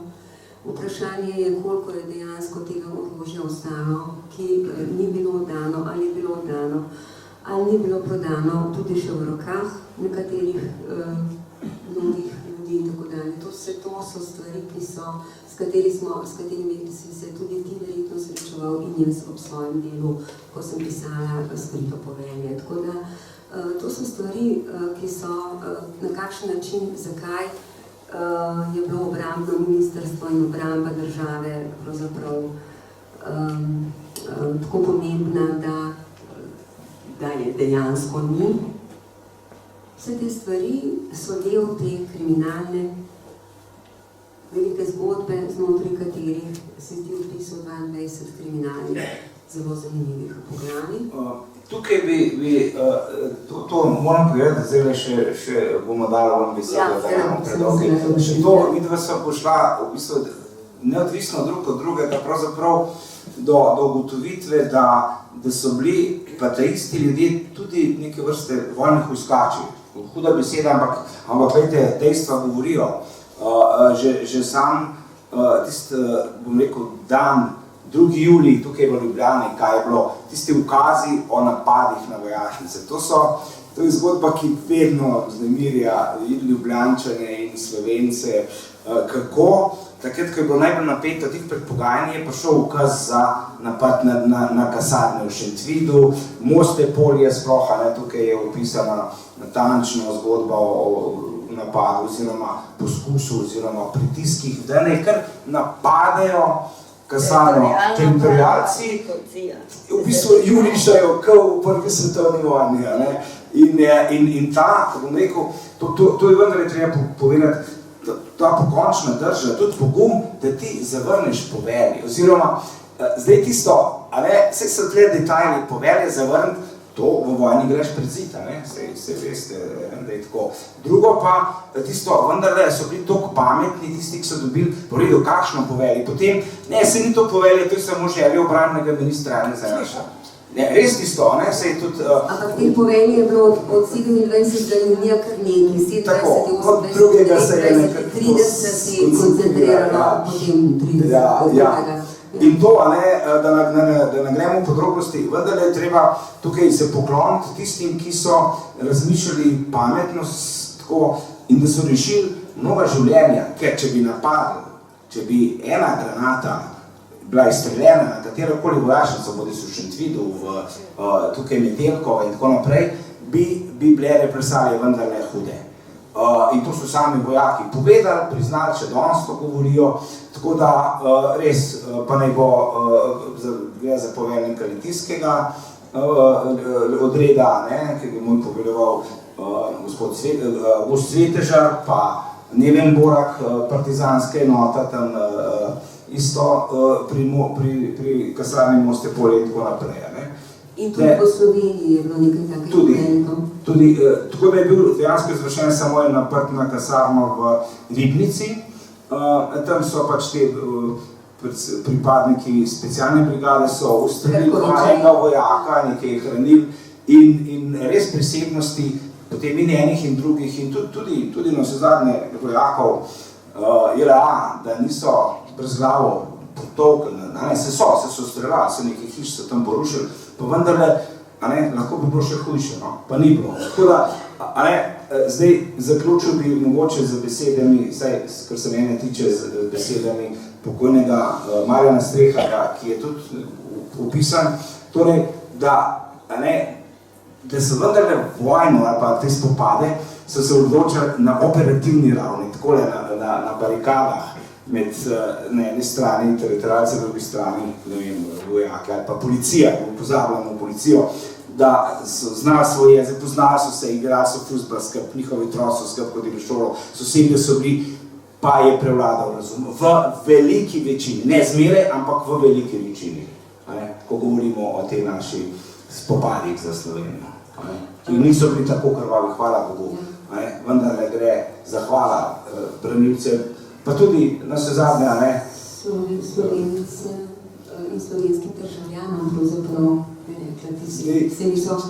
Če pa vemo, kakšna je bila zmeda v Beogradu, pa bodimo iskreni, tudi v Sakarjevem domu, tam pod zemljo, ni bilo vse tako lepo, ampak okej, je minilo. Samo ko si omenil gospoda Streharja, vsekakor ti gre med drugim vsem, kar si naredil, tudi to, ta zasluga, da si to zgodbo o Majorju Streharju, ki jo boste našli noter, ki je plačal življenjem za svoje besede. Tako da, gospa Spomenka, samo še v res bi prosila mogoče za kakšno besedo, potem pa predajamo res. Mislim, da smo že dosti govorili tlele za to mizo. Jaz bi samo še to rekla, da vse to govorjenje za nekatere nič ne pomaga. Enkrat je bila ena debata ravno o tej trilogiji, ki mi je šla pred leti, pa je en doktor ta in ta v pisni pravcu napisal: jaz te trilogije ne bom bral, ker vem, da so noter same laži. To je to. Tako da mi se trudimo, drugi pa verjamejo ali pa ne, ampak seveda se mora vsak do sam prepričati. Vsem skupaj, da ste se to potrudili še po trilogiji, da ne date miru, da vztrajate in da nas vodite, bi rekel, na vrsta proces samo očiščenja proti spravi, teoretični saj. Pri tem bi se samo to še vdolil, Slovenci smo drugače tudi kot hlapci, ali pa kopiramo take zadeve, na srečo ne vse. Da se ljudi pa Angleži malo da zavašajo.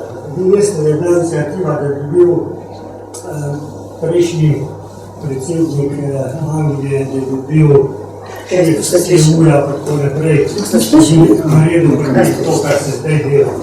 Ampak on je doživel in je mogel tudi zagovarjati se pred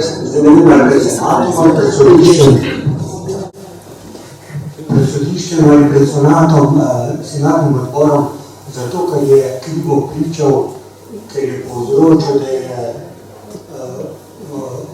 ta intervencija se zgodila v Iraku,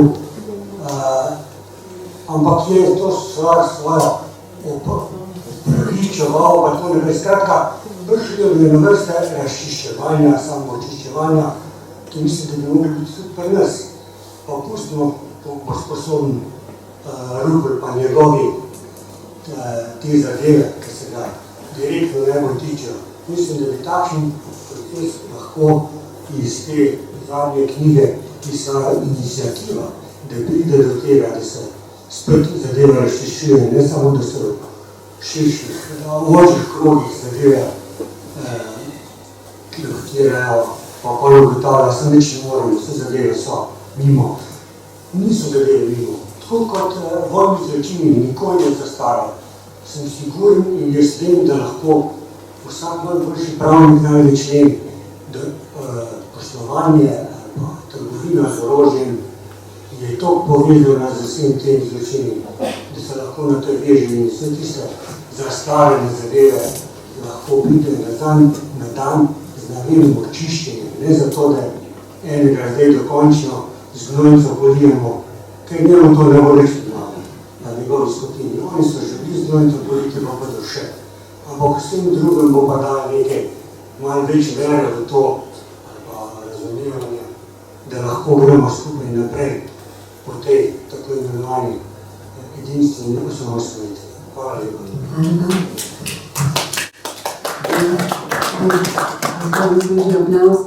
Nekdo komentiral mogoče?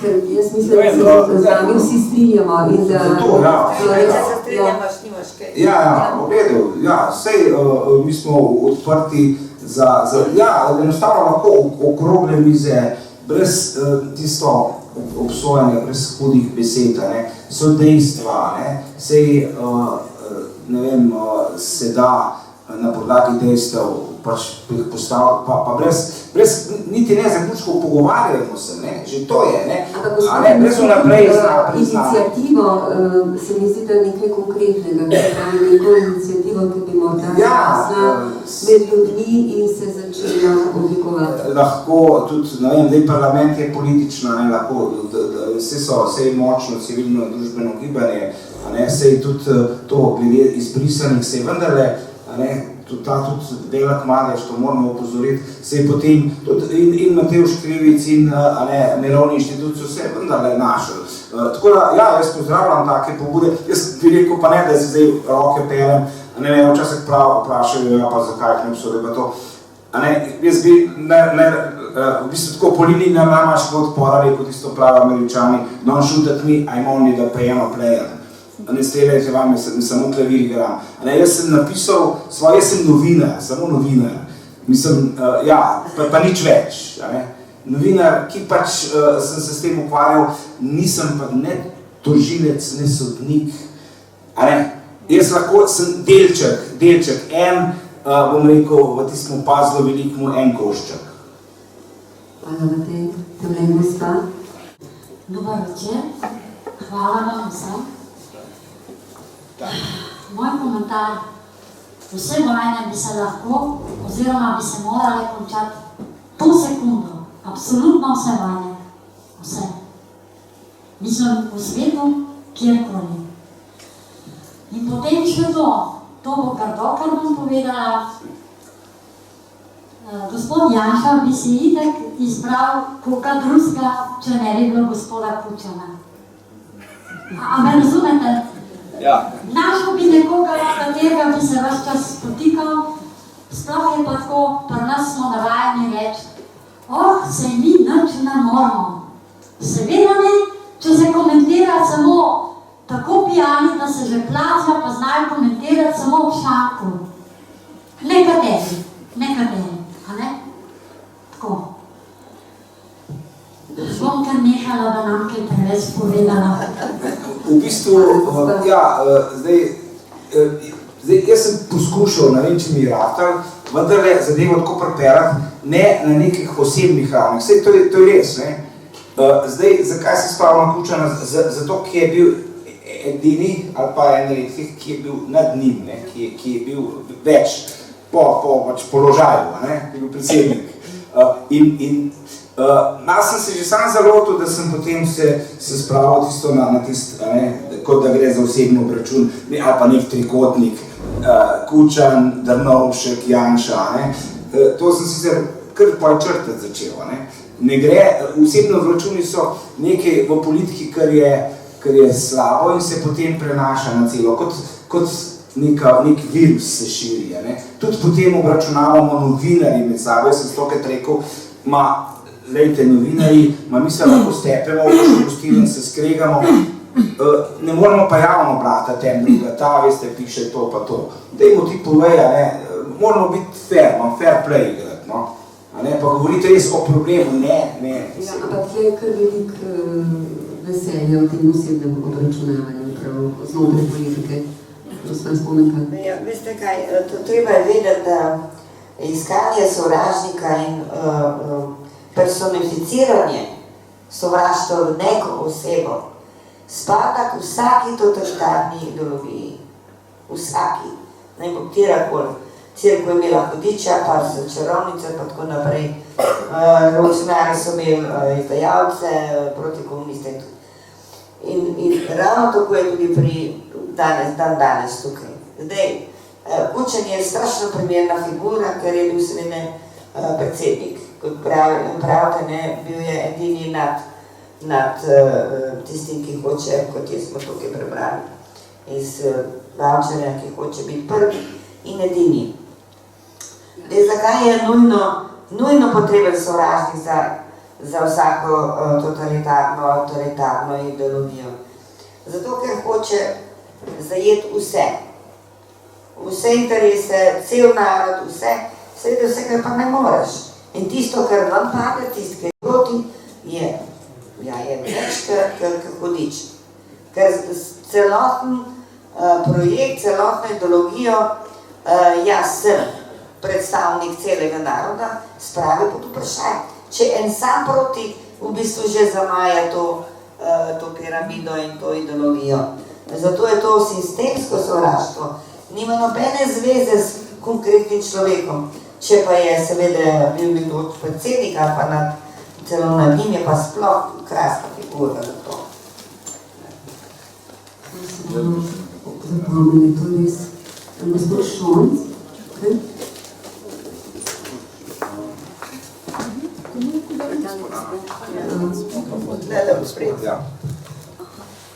Najlepša hvala. Jaz bom najprej rekel še enkrat iskrena hvala, ker me vedno znova in znova presenete z novostmi in z, bom rekel, novimi idejami, z novim pristopom. Skratka, hvala še enkrat tudi za to današnjo vašo predstavitev.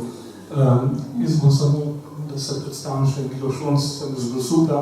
Mi je žal, zdaj greh ni lepo, pa tudi ni, no, v Grosuplju smo preznali po moralistu Filipoviča Angelci, pa po enem žicarju Čerarju, pa po orožarju Janši, zdaj upam, da bo pri Fuzbalu kaj drugače. To čisto kratko, da se predstavim. Malo odgovorim na pamet, malo pa tudi ne. Glejte, meni se zdi vrednost te knjige, pa da ne bo izpadlo, da sem promotor, ne dobim nobenega procenta od te knjige, lepo prosim. Meni se zdi vrednost te knjige predvsem da nas prisili k razmišljanju. To je knjiga, ki prikazuje naše življenje, vsaj, kot vidim tukaj po obrazih, smo nekako podobnih letnikov, in je del, bom rekel, naše preteklosti, kjer vidim en izredno velik plus, ne samo v tem razmišljanju, ampak tudi v korelaciji z današnjim dnem. Poslušajte, mislim, da nam ne sme biti vseeno to, kar je bilo in to, kar se tudi danes dogaja, pa kar se lahko zgodi čez 2-3 dni ali pa mogoče čez kakšno leto, 2 ali več.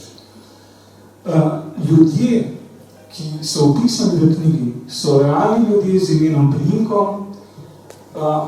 Delal sem cel življenje v sistemu, pa verjemte, da ne govorim na pamet. Na vseh nivojih so. Od nekega operativnega centra do centra za informacijsko tehnologijo, do državnega sekretarja nekega itd., da ne naštevam. Skratka, v vseh porah in na vseh nivojih. Zato je tudi bilo korektno rečeno, da so se marskatere zadeve ustavile na tožilstvu in tako naprej, in na sodišču in podobno. Verjemte, da so se tudi v sistemu, ki je ustavile.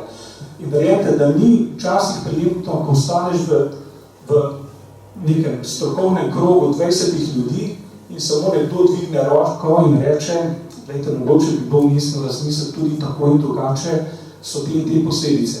Na drug, tretji sestanek te ne kličejo več in tako naprej.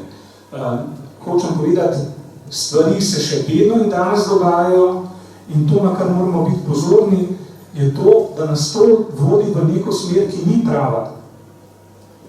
Pa ne bom omenil nekega nacifašizma, da ne bo izpadlo morda prepotentno ali pa preveč zastrašujoče, ampak verjemte, da včasih smo kar lahko korak od kakšnega prepada. Pa bodi si, da gre vojska tam na Baltik pod firmo nekih vaj, bodi si, da se igramo tam nekje v Siriji ali pa v Čadu, kjer pa tudi, gledajte, še enkrat ne bi rad dolgovnačne zadeve, še enkrat vredno je prebrati knjigo, vredno je zraven razmisliti, predvsem pa mi kot državljani ne smemo biti tiho in več kot nas je, močnejši bomo. Tako da ta skupina tukaj, vsaj jaz mislim, da je zahvala naprej za navzočnost, ampak res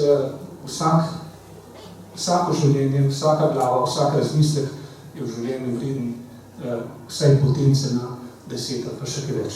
Hvala lepa, kaj ste mi poslušali. Ja, boš naprej. Zdaj se odprl Baltike in tako naprej, vse te stvari, ki bi bile vredne nekega komentarja, ampak nimamo časa, da imamo te...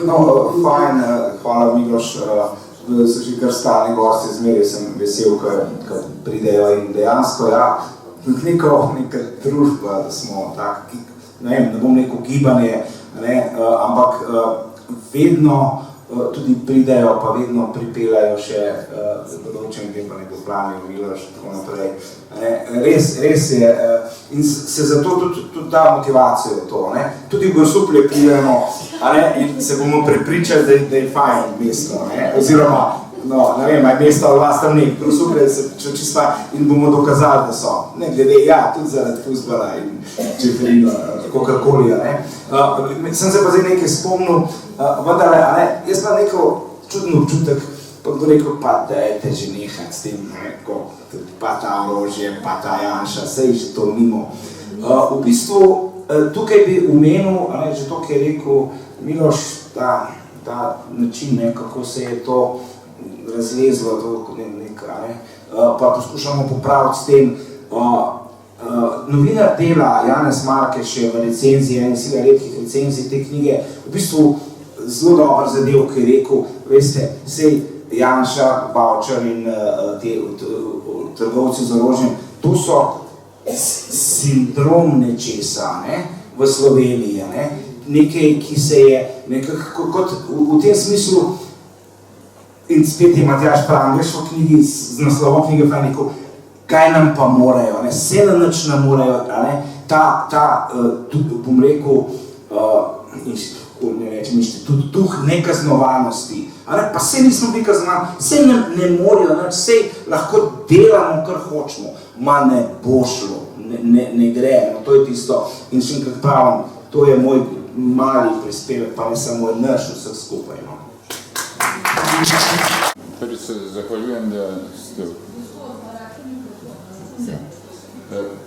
ste v taki zasedbi predstavili to novo knjigo, čeprav ga še nisem prebral, upam, da bom. Me pa zanima v vezi z temi orožji. Danes je cel cirkus po celem svetu za oboroževanjem, tako sem včeraj bilo po televiziji nekje rečeno, da ZDA v bistvu zaposlujejo 40% vseh zaposlenih dela v oborožitveni industriji Amerike. Ni to žalostno, ne? In po drugi strani imamo pa en kup teh, ki kupčujejo s tem, prekupčujejo ta orožja, ga trosijo po celem svetu, na vseh koncu, da 140 držav, v katere Amerika pošilja orožje, ne? In s tem služijo, s prekupčevanjem služijo s prekupčevanjem smrti, to se pravi zločina. Vsaka vojna je zločin, pa kakršna kolje je zločin, to je treba prvo povedati. Drugo, če si ti trgovec z orožjem, si trgovec zločinu. In me zanima, kakšno vlogo je imel Walter Wolf pri tem zločinu, ki je v bistvu tudi trgovec v Sloveniji deloval. In pa, kako je pol to orožje dejansko lahko prehajalo po celi Jugoslaviji, ne vem, na kakšne načine, pravi, da je bil legalno, pa mislim, da to ne bo držal, da je bilo to vse ilegalno že takrat. Tako. Hvala za vprašanje, nisem strokovnjak za orožje, jaz sem zmeraj posebej, si mogel manjko, zmeraj sem pomešal protiletalsko, protioklepno, res sem šel v vojsk, sem ko me čakal, Kalašnikov, držal nekam, pa grem po svoje. Zdaj, podatki kažejo, imate prav tako, največji trgovci z orožjem, oziroma proizvajalci in hkrati trgovci z orožjem so največje države vse, če gremo po vrst, Amerika, Kitajska, Rusija, Velika Britanija, Francija. 5 držav stalnih članic Varnostnega sveta. In ta oziroma proizvodna je bila lanski deleč najvišja primerjavi z drugim leti, tako z neke podatke gledal. Tako da zdaj, seveda, tam v Ameriki se pogovarjal z določenimi ljudmi, so rekli, to je v bistvu skozi v varnostno, bom rekel, strukturo, gre vse znanost. To je tisto, ki je žalostno pravzaprav. Ta prvo Pentagon nekaj preizkus, potem grejo za civilno uporabo, od interneta do vesoljske tehnologije, letal, vse skozi vojsko. In zdaj imamo že tisto, bom rekel, kako se reče, kibernetsko vojskovanje, ko tisto bistvo, ne, se gleda enkrat tiste vojaške vaje ameriške, to je samo brez računalnikov, točno vejo, kje so sovarniki, pa kje je njegov kolega, kje se skriva, pa kako, pač, vojska je še zmeraj, kruto se sliši ta vir napredka, no. Kar se tiče Walterja Wolfa, pravzaprav on je bil velika riba v tem smislu, da je tudi z nafto trgoval. Potem pa orožje mu je bilo kot neke vrste postranski zaslužek. On je imel strašne veze po svetu, zato je bil tudi angažiran in pri Patriji in že prej se je pojavljal pri nekih, vse je napisano v knjih, bil je posrednik. Ti posredniki, pa Julij Jurček Cekuta, to so ljudje, ti posredniki, trgovci smrti so taki, ki so dejansko imajo vpliv, imajo poznanstva, imajo več pasošov. Wolf je imel slovensko, avstrijsko, kanadsko, hrvaško, pa mogoče še kakšno državljanstvo. Pa si lahko kjer pasošem. Zdaj v Kanado se je umaknil, zato pa ni prišel sem na praktično potem na nobeno sojenje. Bil je parket tam in še za tisto, ker je rekel, ker je tako primitivno se izražal, bi mu mogel kaj nabiti kakšne kazni. In potem v Kanadi je bil tam na zaslišanju in pač Kanada je zelo rigorozna, kar se tiče ekstradicije in izročanja svojih državljanov v tujini. Oni znajo poskrbeti za svoje ljudi, posebno tiste, ki so v tujini. Tako da, in zato se je pač tako obnašal. Potem je stvar zastarela in pri Wolfu in pri vseh ostalih. Zdaj, recimo, Julij Jurček Cekuta je imel veze, ki je bil kot slikar okoli hodil, in potem, zakaj so tudi te, recimo pri Wolfu, on je recimo z ene banke v drugo fizično prenesel denar, bil je neke diplomatske potne liste imel, nobenega ni nič, tudi Nikola Joman, nobenega ni pregledoval in potem, ko fizično z ene banke v drugo prenese denar, zabriše sledi. In takrat v 90 letih tega ni bilo, potem so se pa, ko so 2007 v Lipnici v tisti banki, ko je prišlo nakazilo z Patrije, ko so ga hoteli razdeliti Zagožen, Riedl pa Wolf, je pa on uslužbenc OPS, ki so vele denar imeli, je rekel, OPS pa jih je prijavil teli komisiji oziroma kriminalistom avstrijskih in potem je romala depeša, z opozorilom tudi v Slovenijo, ampak mi smo to depešo, na katero mogli odgovoriti v 48 urah, se je slučajno založila za 15 mesecev. Zelo natančno je vse opisano v knjigi, ne samo v Wolfu, vse poti orožja in v trilogiji, tako da jaz res priporočam brati. Zdaj se bojim, da bomo mogoče, mislim, da je tle še gospod, potem bomo pa morali končati in tam se še prodaja. Bom zelo prijazen, kratek. Nihče ne zna narediti prav, to je problem. To je pa čist druga dimenzija in je težje kot Einstein, ko je v formule razumel, iz tega treba še atomsko bombo narediti. Nekaj to težkega je narediti prav. Recimo 9. maj 45, nihče ni imel pojma prav narediti. Zdaj za osvojitev isto. Hočem vam pa povedati, ali se vse to uresniči, ali pa njene lepe želje, čist nič ni vredno. Če ni prav narejeno te višine, kar pa je na zemlji dolžnost, avtomatsko propade. Če bi mi tako naredili, kot je on knjigo pisal, bi bili kot Avstrija. Tam imajo sodstvo, vse deluje. In koliko je jutri Avstrija rekla, nič, ker imajo begunce. Ste me razumeli? Jaz vem, zato tudi tako govorim in znam prav narediti. Ne ukvarjajte se s tem, ali je tako, ali kaj, ali se jih nagradi. Recimo, dajmo 10 najlepših primerov spodbudnih narediti. To ni nič vredno, kajti vseh teh 10 z vami vred, pa z vami vred ne znate narediti prav. A vi veste, kako bi morali biti. 9. maja 45 narejeno. Vse je že tam, ker je federativna. Jugovič je ven, federativna Slovenija pa bo komunistična, pa bomo imeli svojo vojsko. To je pa en primer prav. Gospa, piš samo še, hvala vam gospod za ta metafizični zaključek, bom rekla. Je za razmisli vsekakor. Sam to me zanima, kako se obnašajo do vas, a ste že ogrožen, da vas pustijo na mir, kako se obnašajo tudi v knjigi, da vas pozivajo? Vprašanje, kako se obnašajo do nas, ne, če smo ogroženi, ne, če sem že ogrožen. Ja, se prečujem. Kdo bo odgovoril? Matej? Jaz se na to ne oziram. Ja. Dobivam pošto z prožnami, pa smerjaške, pa vse. Če bi na to kaj dala, jih je pa lahko zaprem usta, pa jih ne bom, ne? Ni problem. Sveda, zdaj tako je, če na to moraš tudi biti pripravljen, če se na tako stvari ukvarjaš. To je v bistvu, bom odkrit povedal, to je knjiga, pa ne me narobe razumeti, taka knjiga ne bi smela pravzaprav biti uspešnica. To je toliko, bom rekel, toliko grozna po svoje, toliko razkriva, to bo rekel škoduje, Američani bi rekli, škoduje nacionalni varnosti države, ker jo s tem dela ranljivo. Dobar, to naivni Trumpi pa to o tem govorijo, če hočejo, pa tudi pri nas, pa vendarle mislim, da si zaslužimo resnico. To je eno. Zdaj, gledajte, kar se tiče groženj, seveda so bile, zdaj prvo knjigo sva s kolegom delala pod nekim šifram, pa skrivaj smo se dobivali, pa vse.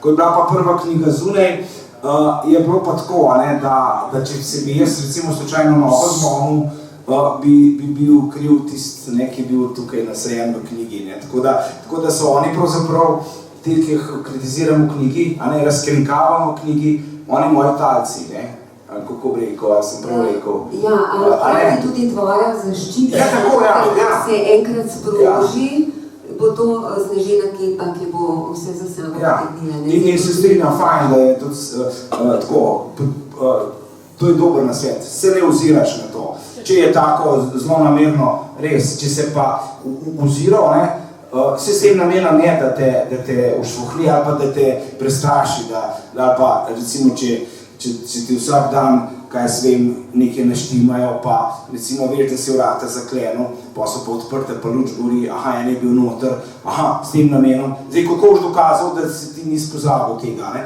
S tem namenom reče, ta človek je pa nora, vidite, sej nora, se mu meša. Žal je pri nekaterih uspel, mi smo vsi tri lahko rečem, da smo preživeli. No, in bi sta to rekla, ne smeš dovolj, da bi zapadil paranojo, Zato imam jaz edina sreča iz prejšnjega režima. Zmeraj govorim to, kar mislim. Zmeraj. In tako pa nimam nikoli problema, da rekla, a sem se kaj zalala, sem kaj drugače, a moram, da ima premisel, kaj sem rekla. Zmeraj govorim tisto, kar mislim in tudi, kar mislim, tudi napišem. Tudi v prejšnjem režimu, recimo v Novi reviji. In nimam tega problema, mislim, to zadevnega, Če bi pa začela tam nekaj manipulirati, pa malo to, pa malo luno, ali pa recimo so rekli, ne smeš vsega po telefonu povedati, govoriti, kar misliš. Ja, se ni res. Vse, kar mislim, povem po telefonu. Zakaj?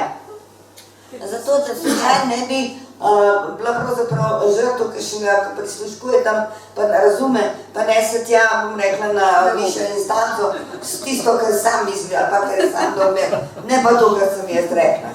Tako da je treba... Moraš biti svoboda. Svobodo si moraš vzeti. Ne smeš pristati na to, da ti je dokrati. Če ti jo krati, zapi. Mogoče pa bo kdaj kaj bolj.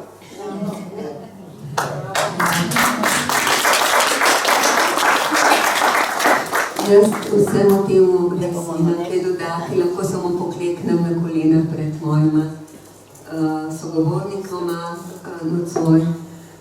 Zahvaljujem se vsem vam res za pozornost, za to, ker ste se zbrali v takem številu. Posebej spomnika se zahvaljujem vam, Matej. Tam je še knjiga, ki ne vem, a smo rekli, da je prišla v založbi Pisanje. Zdaj je to pred enim letom, ampak kot rečeno, to so uspešnice.